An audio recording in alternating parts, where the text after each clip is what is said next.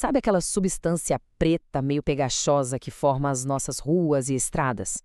Pois é, hoje a gente vai mergulhar no mundo dos materiais betuminosos.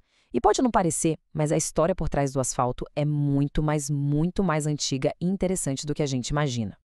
E olha, quando a gente fala em antigo, é antigo de verdade.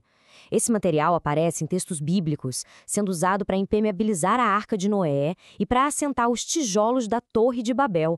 Os egípcios usavam até para preparar múmias. Foi só milênios, mas milênios depois, lá em 1802, que alguém teve a ideia de usar isso para pavimentar uma rua, lá na França.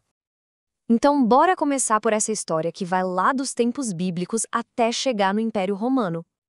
Ok. Tecnicamente falando, a definição da ABNT, que é o nosso órgão de normas técnicas, é essa aí. Parece complicado, né? Mas a parte-chave está ali, mistura de hidrocarbonetos. E isso já entrega a origem dele, o petróleo. E isso leva a gente da história direto para a ciência. Afinal, o que são exatamente esses materiais?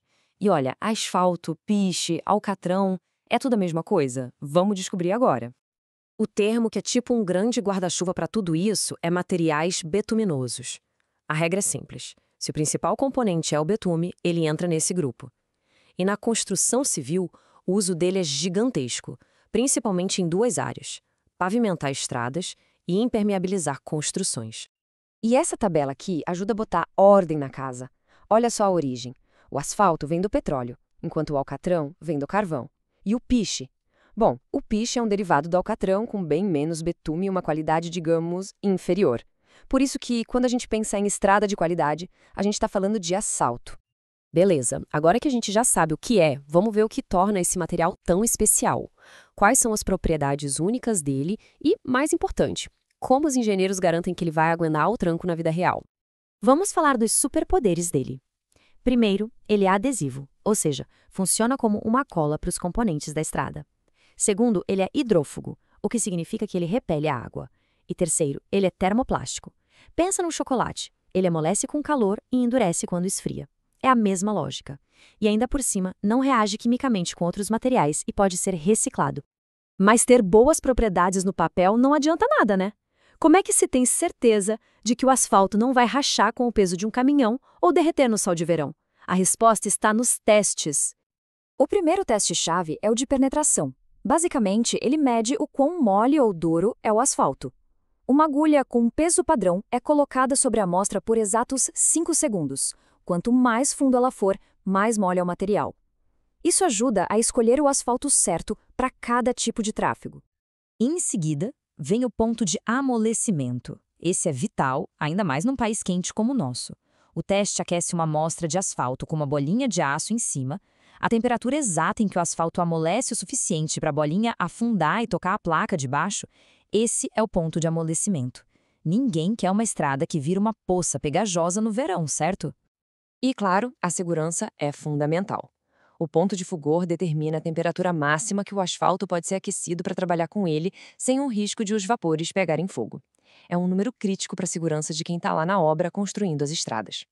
Agora que a gente já entendeu a ciência por trás, vamos ver como tudo isso se transforma na aplicação mais comum de todas, as estradas que a gente usa todos os dias.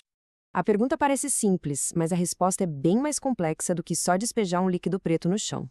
É um processo de engenharia com camadas e técnicas bem específicas. Na pavimentação, ele tem 3 usos principais. A imprimação é como se fosse um primer que sela a base. O concreto asfáltico é a estrela do show, é a mistura que forma a superfície onde os carros andam. E o solo asfalto é usado para estabilizar as camadas de base, mas não para aguentar o tráfego direto. E não podemos esquecer que o mesmo material que pavimenta nossas estradas também mantém nossos edifícios secos. Ele é a base para mantas, feltros e placas asfálticas, que são essenciais para a impermeabilização de lajes e fundações, protegendo as estruturas da água. A gente já viajou da antiguidade até os dias de hoje. Mas a história não para por aqui. Vamos olhar agora para o futuro do pavimento e para a inovação que não para de acontecer.